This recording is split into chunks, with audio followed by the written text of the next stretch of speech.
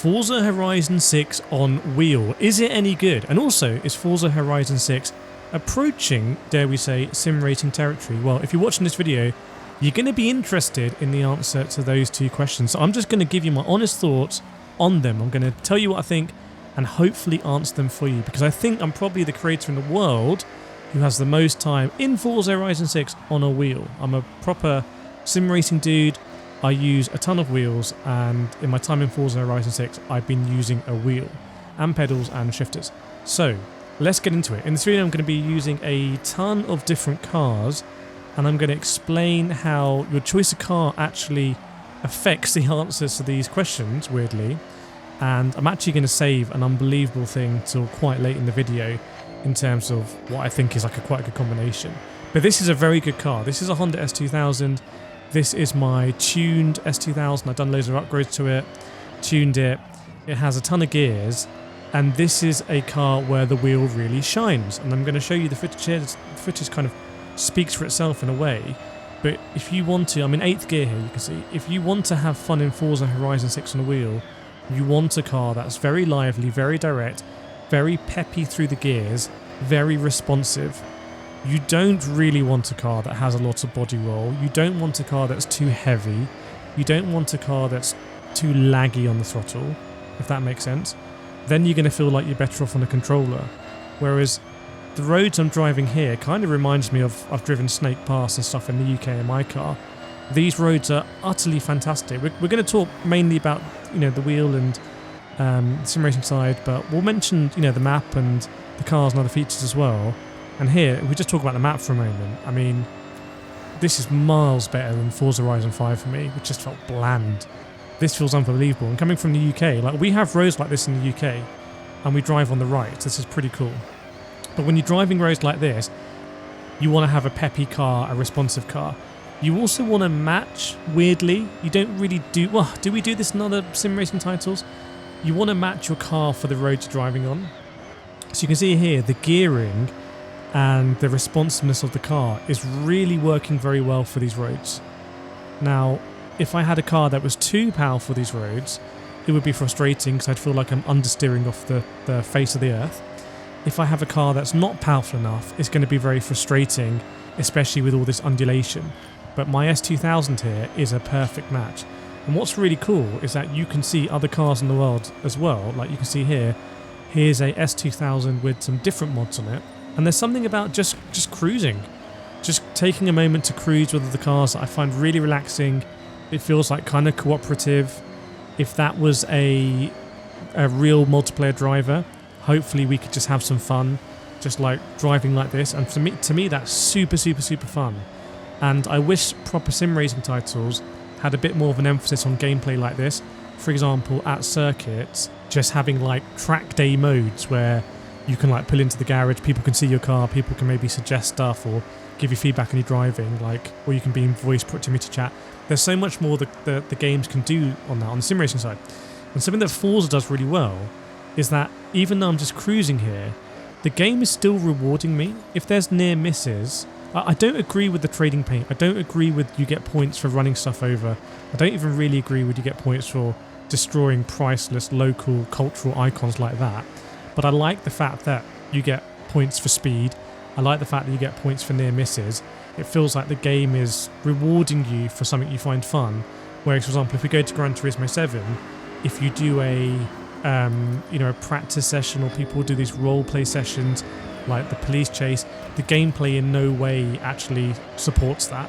You feel like you're running against the tide. Whereas here, Forza Horizon 6 just rewards you for kind of driving well and driving fast, with that caveat that you get points for smashing up stuff, which I don't agree with. But back to the car, on these roads, S2000, absolutely perfect. I'm much more enjoying this than if I was on the gamepad. I'm better on a wheel than a gamepad, and I don't recall having as much fun in Forza Horizon 5 on my wheel as I've just had here in my Honda S2000, and I've done a load of videos on Forza Horizon 5 on wheel. So different cars. So we're going here to my Dodge, which I've also tuned very badly. I think I've just put a ton of power in it. And this car doesn't really work as well on my wheel, which hopefully you're also going to see in the footage. By the way, let me know what you think in the comments. Please subscribe to my channel right now if you're not subscribed. If you want to see more wheel gameplay and content in Forza Horizon 6, please subscribe to my channel, leave a comment, because I think the reason Forza Horizon 6, the team, kind of give me access to these gameplays, etc., is probably to see what I think of it from the sim racing side.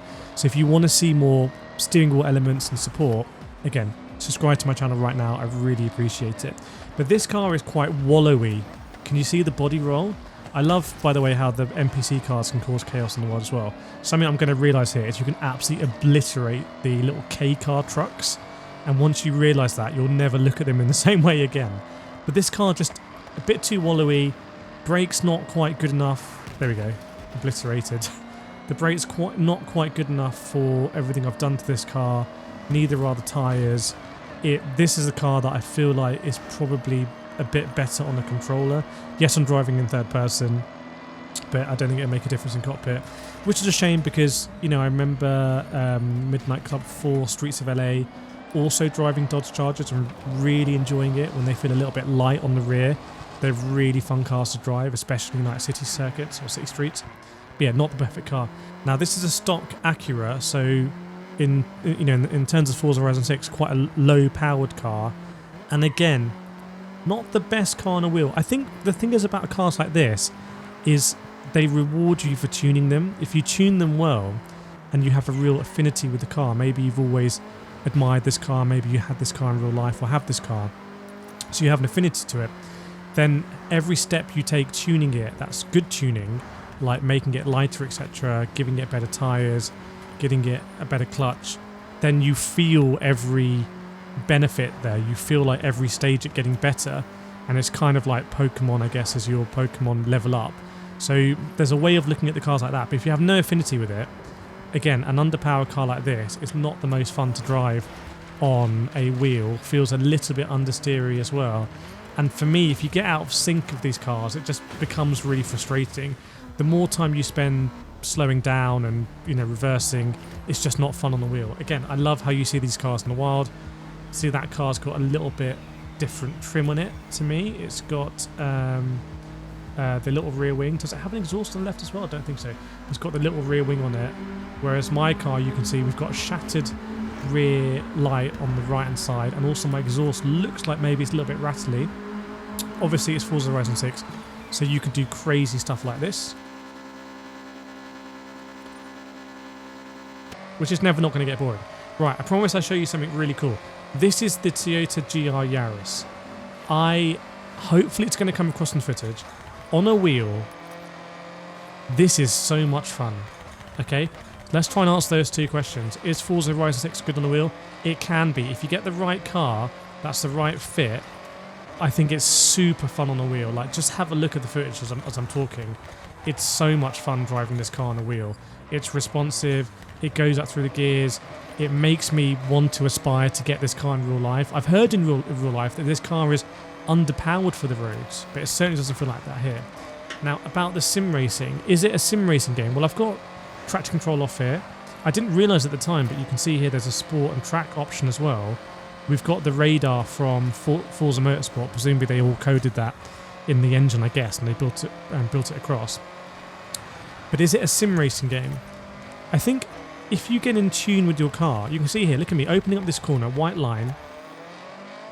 It's like you start to build similar fundamentals. Now, this might sound crazy, but if you look at circuits like Macau, if you look at the Isle of Man TT, if you look at these road circuits, I obviously follow a lot of Formula E, I go to a lot of Formula E races, I work with the drivers and teams and everything, can do loads of interviews, and you know, they're often going to circuits where they're just laying down barriers in cities and they're racing and they create apexes and they create entry points. So I'm kind of used to that. So it's not a sim racing game, Forza Horizon 6. However, given the context that Forza Motorsport 2023 looks like it's no longer being supported, if you're a Forza fan and previously you looked at Forza Motorsport as your sim side and you looked at Forza Horizon 6 as your pure arcade side, for me, Forza Horizon 6 has enough range that it can satisfy you on the sim side. For example, if you turn off all the assist, turn off traction control, and you use a wheel and using manual shifters like I'm doing now, I feel like it is credible enough to give you those good sensations. And it also does have some tracks in it, and I want to see how that evolves. Something that's a bit disappointing for me is that there aren't more tracks in Forza Horizon 6. I would have loved it if they just put like 10 tracks around the world, or even you teleport to them. However, and this goes back to why you really should subscribe to my channel, leave a comment if you like this content, Forza tend to do a ton of DLC, right? Ton of DLC. Like this game, by the end of its lifespan, is going to have had so much DLC. If we show them that we want to take Forza Horizon 6 seriously, or we want it to be a platform where we can have fun doing serious driving, there's no reason why they can't add tracks, etc. in DLC. And I think that could be really cool. I'd love, for example, if they, you know, it's not going to happen with Tokyo, but let's imagine that the Nordschleif's in Forza Horizon 6. I think that would be fun. I think that would be fun to drive a car like this at the Nordschleif. Yes, it's not simulating everything, but it's still teaching me good fundamentals. And if you get it wrong, like I think if I remember here, on these switchbacks, like I think I try and use a handbrake or something, and I just remember not being able to execute it that well.